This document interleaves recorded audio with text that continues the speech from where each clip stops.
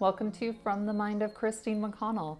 We are working on a pair of lampshades today. I tackled my very first lampshade around this time last year and it came out really good, but I feel like I've learned a few things since then. And now I'm working on a big guest room project. I've been working on it for about 8 months and it's almost done, but the room needs 2 lampshades to go on either side of the bed that are really unique and special.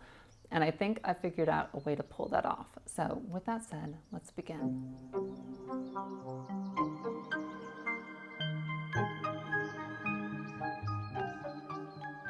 Before we dress these frames, there's one little thing that they need, and that is a coat of a rust-proofing spray paint. And this just ensures that at no point these are going to ever develop any rust over time. Now, one of the first roadblocks you might come across if you were trying to tackle one of these ornate lampshades is, where do you get the frames? I didn't know. Before, I used to use just antique ones that needed to be restored, but it turns out there is a person named Maxwell. She's been doing this for about 40 years and she has a whole catalog with all sorts of really beautiful period appropriate frames, and they're very reasonably priced, so I will leave a link to her shop below. In order for this frame to have a surface that we can actually sew onto, we're going to bind all of these wires with strips of cotton fabric. You can buy specialty binding material to do this, but honestly, just strips of almost any kind of fabric are going to do the same job. Overall, this is a very easy process, and when you come to the end of one of these strips and you're actually finishing off a section, that's really the only time you're going to need to sew anything like this. But normally when you just run out of a strip like halfway up one of these rods, all you need to do is just start coating it with the next pass and that will seal it down.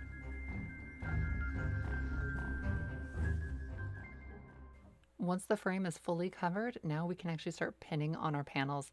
The method I like doing for this is just pinning as many little edges as I possibly can, pulling them taut, sort of re-stretching them if I see any slack. And then once that's done, you can actually just start sewing it directly onto the frame.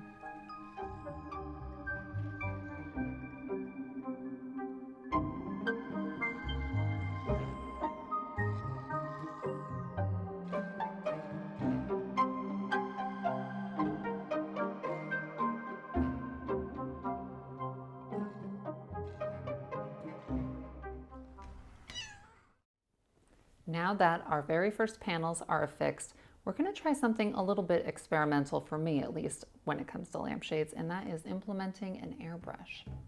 What I would like to do here is to create a little bit of like a fan or a shell sort of detail here on this panel. And so the way I'm going to go about doing that is I'm taking some trace paper, pinning it onto the panel, sketching out the exact sort of shape of it, and then filling in the lines that I want to create.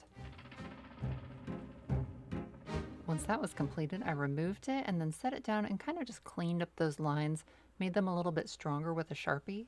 As soon as I was done with that, now I could actually pin it back onto the frame on the back side, make sure a light was coming through, and then I'm going to take a disappearing ink pen and just actually recreate those lines just so I have some guide marks to work off of.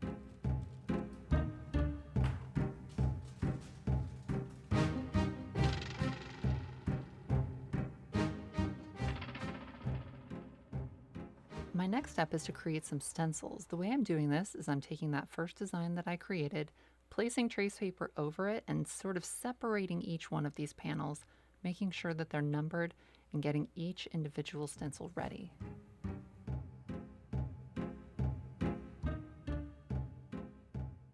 To create just the right hue that I want, I love mixing primary colors.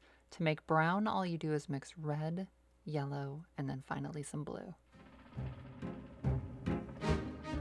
To thin out the mixture, I like adding a reducer, which just kind of gives everything a little bit more of a sheer effect. And then if it's even just a little tiny bit too light, you can always add some black and that will deepen it up dramatically. Airbrushes can be wildly unpredictable, so you always have to be really, really careful that you're doing a lot of test sort of strokes on either like a paper towel or a rag, just to make sure that your airbrush isn't like spitting or doing anything funny. But if it does work out, the effect is really just incredible.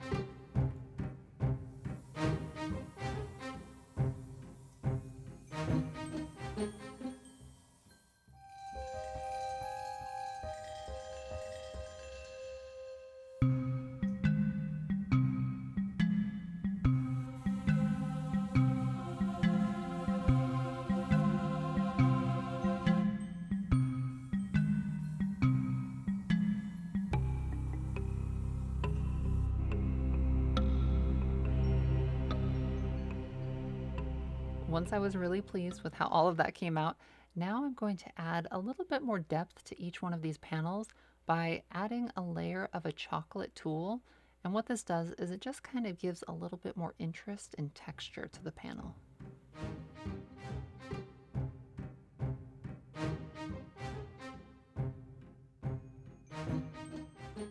I'm now stitching on some decorative trim, and this has two sort of benefits. The first is it covers up any imperfections that were created from airbrushing, and then in addition to that, it really kind of punches up the contrast to that color shift that we created.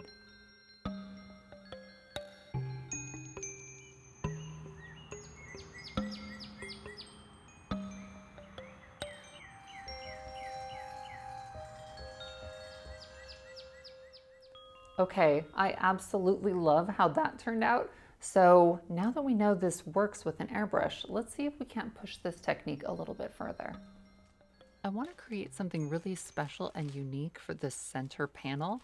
So the way I'm going to do that is I'm going to trace out the shape, get it onto a drawing board, and then from there I'm just going to start kind of stenciling out something freehand and see what comes of it.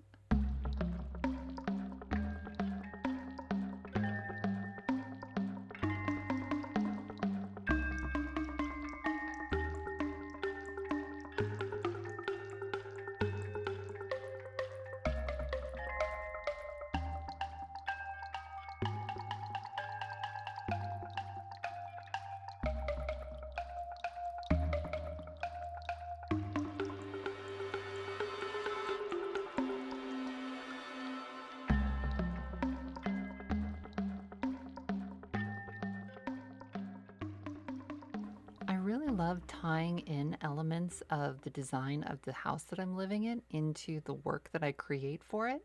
And so what I'm doing here is on the front porch there are these decorative little flourishes, and I want to see if I can't marry that into what I'm creating here.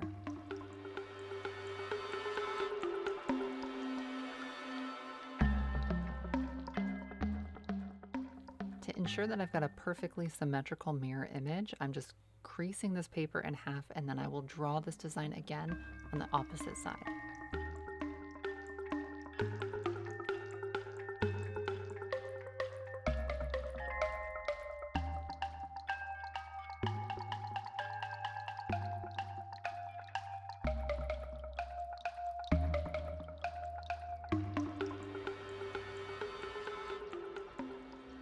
All right, so now that we've got a design, it's time to trace it out onto some stick and tear paper. You can pick this up at any Joann Fabrics.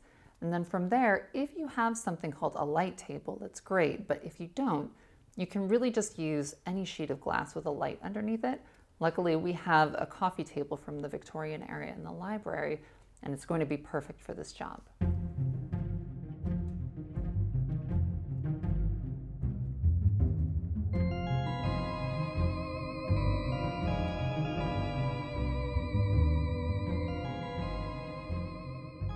Once the design has been transferred, I could now use an X-Acto blade to cut it out.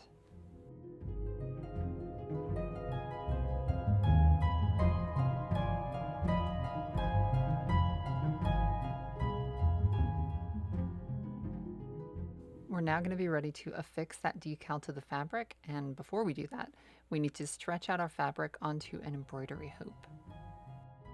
You want to make sure that there is as much tension as possible and that it's completely evenly distributed, because we're literally going to be sewing this directly onto the frame. So you basically want it just as taut as you'll ultimately want it on the frame. To avoid distorting any of the tension that we created, I'm using a large book that's the same depth of the embroidery hoop to place this on top of.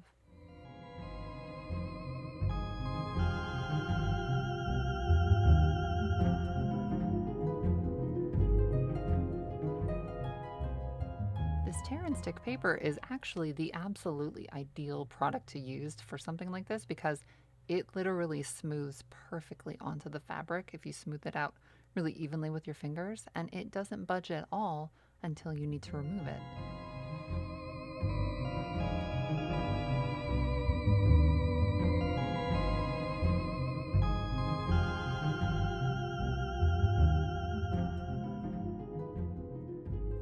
I'm now airbrushing an even layer all over this entire design. And hopefully what this will achieve is once I remove that sticker, it will allow the light to come through easier in the areas that we designed and create just kind of a lot of contrast and something really interesting and special. To really amplify that contrast, I am going in really tightly along the design lines, just adding a lot of depth right at the borders.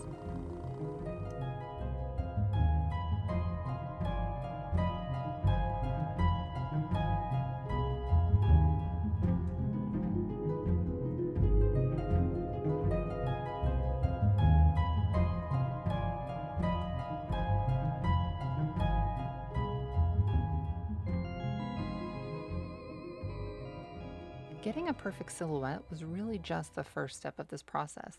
I'm now mixing some paint, and with a very, very fine brush, I'm going to go in and add some shadow lines and just basically a little bit more detail to add a lot more dimension.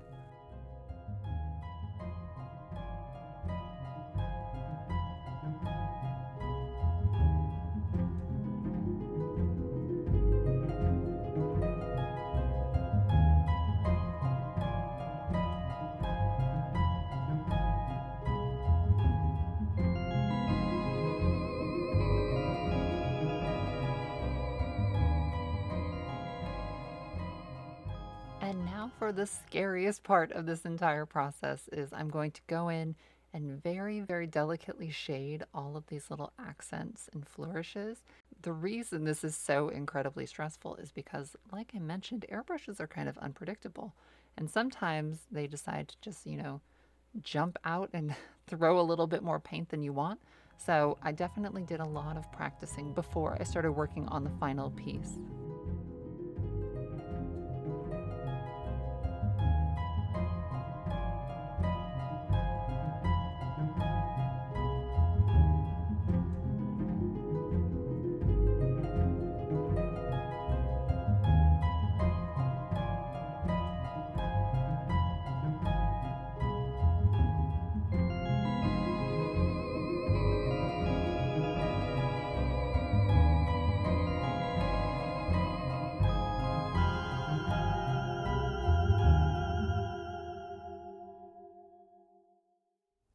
All right, how cool did that come out? Sometimes when you try something new, it just blows up in your face. And so when it doesn't and everything works out perfectly the first time, it's always very thrilling. So now that we have something amazing, let's affix this to the frame.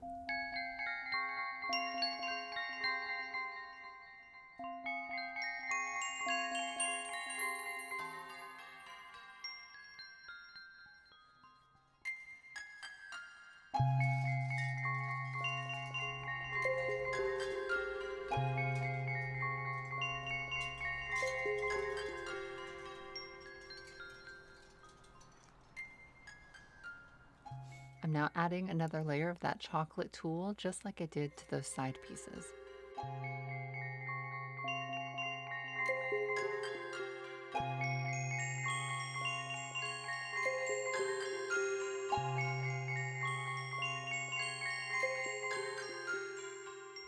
Okay, so now all of the scary stuff is out of the way and we can start working on these little side panels. I very vaguely drew out some kind of pizza slice type shapes on this piece of fabric, and now I'm just adding a gradient to that.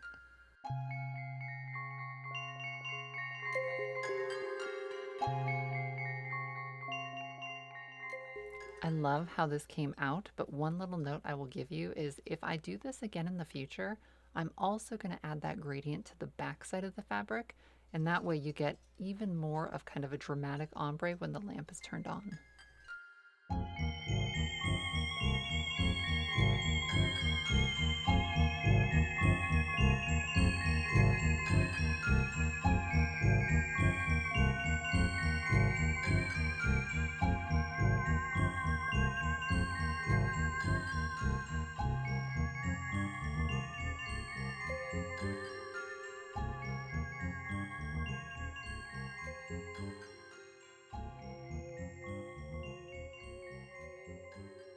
To add a really beautiful decorative element, I wanted to apply a Swiss dotted kind of netting over this ombre.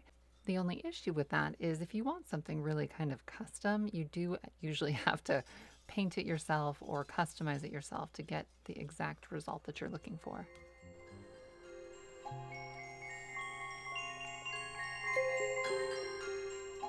It's now time to get the fabric ready that's going to go on the crown.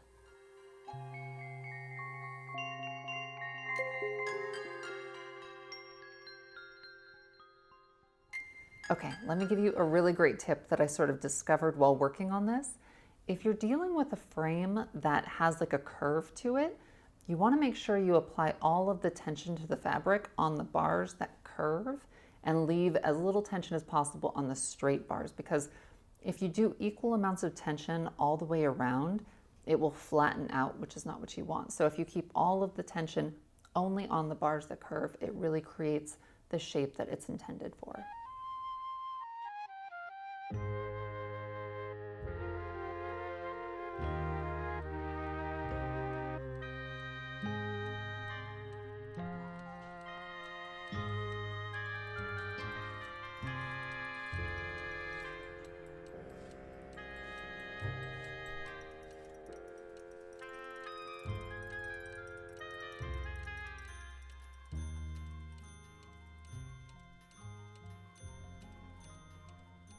Okay, let me give you another little tip that I sort of figured out while working on this project.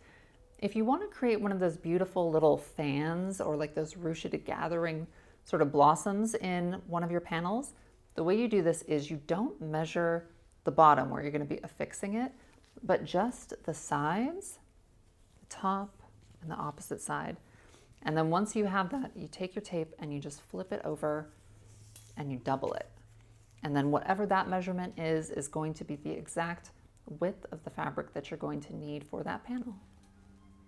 To ensure that it is tall enough, the piece of fabric that you're cutting, just take that measuring tape and from the point that you're going to be pinning the base of your blossom, just measure around and make sure whatever the tallest or longest length is going to be the height of the cut.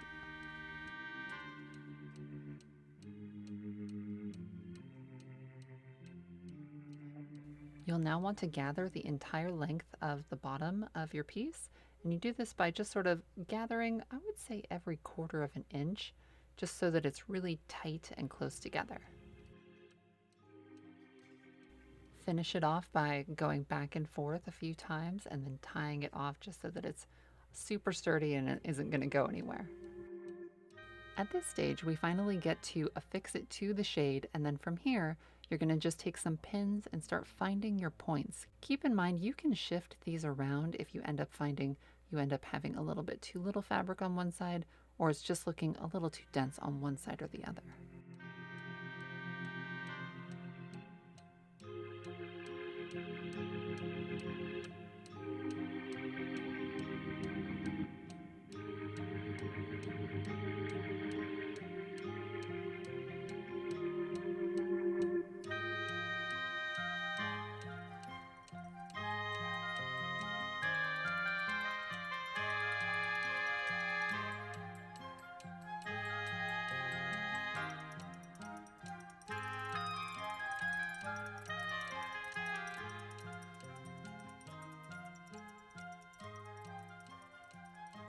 I'm wearing the same outfit throughout this entire video simply for the sake of continuity, but I've got to tell you, this actually took me about 3 weeks to do 2 of these, and the amount of pain my fingers went through, I must have tried every kind of thimble you could buy just so I could find something that would put a little less strain on my fingertips, and I never really found a perfect solution.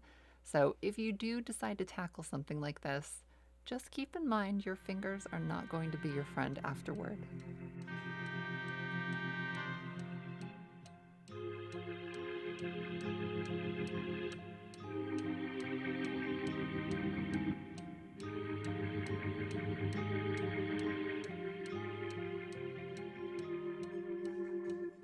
I'm creating more blossoms here for the center of the crown, so just like we did for those sides, it's the same process where you measure the side, the top, and then the opposite side, double that, And there's your length. And now we're just going to start affixing this like we did before.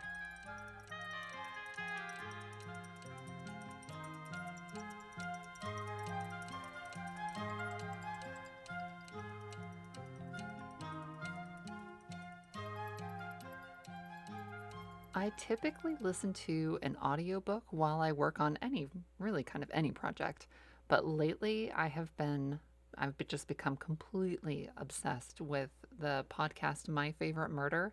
It is so wonderful. It took me a couple episodes to get into, but it has just kind of consumed my life. And pretty much every time I have a free moment where I'm not really doing anything, I've always got that playing. If you're like me and you're the last person who's gotten into this podcast, I will give you 3 episodes that you should definitely check out. The first one is Proclensity. The second one I loved so much is Coincidence Island. It's one of their episodes I've listened to probably 3 or 4 times. And then the last one that I can recommend is one called Tugboat of Life.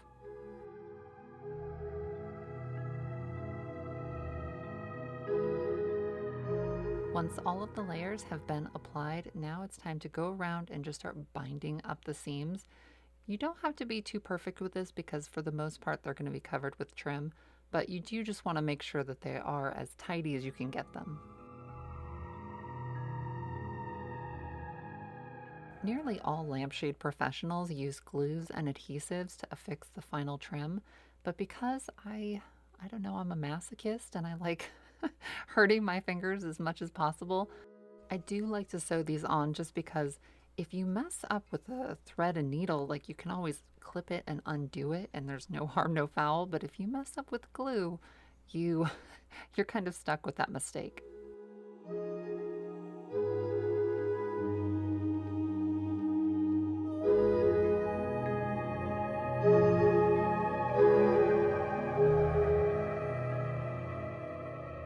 For the very top of the crown, I do like to sandwich 2 layers of the trim together, and it just gives it a really polished look.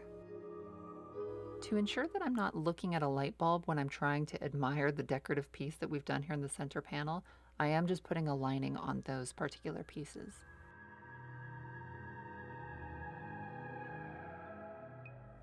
Now the shade is finally ready. It's time to dye the fringe. Each shade is getting a total of 3 layers of fringe, and so to prevent these from tangling while dyeing, I just sort of baste stitched each of these together. Now I'm going to soak them before dyeing. I'm going to begin by dyeing all of them just one solid color of this kind of subtle pinky beige. From there, I'm going to rinse it in cold water, and then once this is done, I'm going to prepare a dye bath of a much darker color.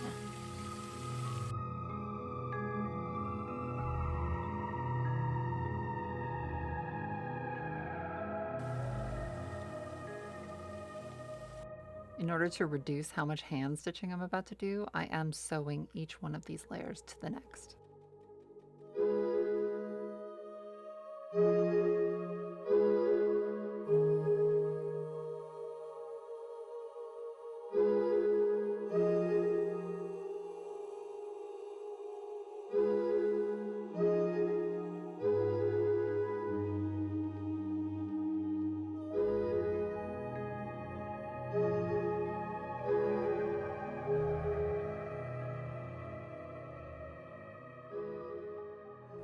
I'm now attaching a beaded fringe. One of the things I love so much about doing lampshades is you almost can't over embellish them.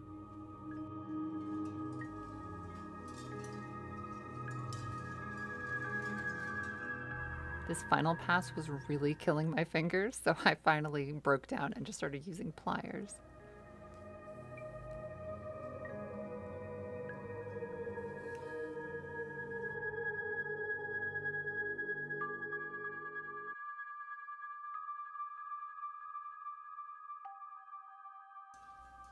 For our very last step, I'm merging 3 tassels into one.